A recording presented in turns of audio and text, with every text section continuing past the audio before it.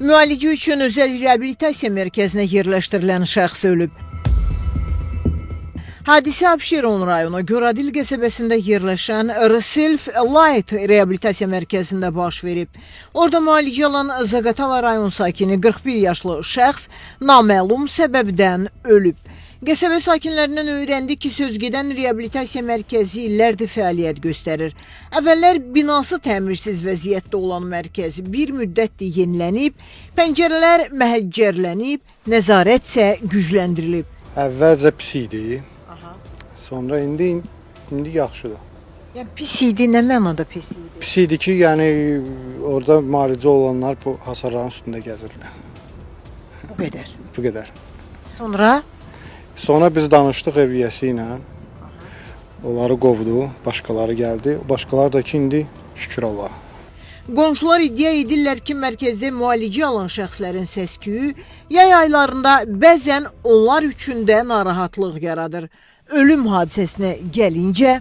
Belə insanlar yaşayan yerdə olmamalıdır əslində. Çünki arvad var, uşağı var, həyətdə o birislər yəni də, həyətdə çiməndə eləyəndə hovuzda yığışırlar, pəncərənin qabağına baxırlar.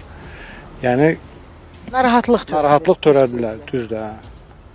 Belə yəni bu ərazidə adam yaşayan ərazidə olmamalıdır. Yəni belə şey olmamalıdır. Ölüm hadisəsinin baş verdiyi reabilitasiya mərkəzinin rəhbər şəxslərindən hadisənin təfərrüatlarını öyrənməyə çalışsaq da buna şərait yaradılmadı. Göradildə Göradil bağları adlanan ərazidəyik və burada Göradil bağları ərazisində uzun illərdir özəl reabilitasiya mərkəzi fəaliyyət göstərir. O reabilitasiya mərkəzi ki, təxminən bir neçə gün əvvəl burada 41 yaşlı şəxs dünyasını dəyişib. Ölümün səbəblərini aydınlaşdırmaq üçün mərkəzin qapısını döyürük və saatlarla gözləyirik.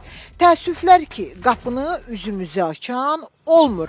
Amma arxasından bir səs gəlir. Bura reabilitasiya mərkəzi deyil. Halbuki ərazidə yaşayan sakinlər deyirlər ki, illərdir sözü gedən icarəyə verilmiş bu 3 mərtəbəli yerdə məhz narkomaniyadan, alkoqolizmdən və iqramaniyadan əziyyət çəkən şəxslər müalicə olunur. Qeyd edək ki, baş vermiş hadisə ilə bağlı hüquq mühafizə orqanları tərəfindən araşdırma aparılır.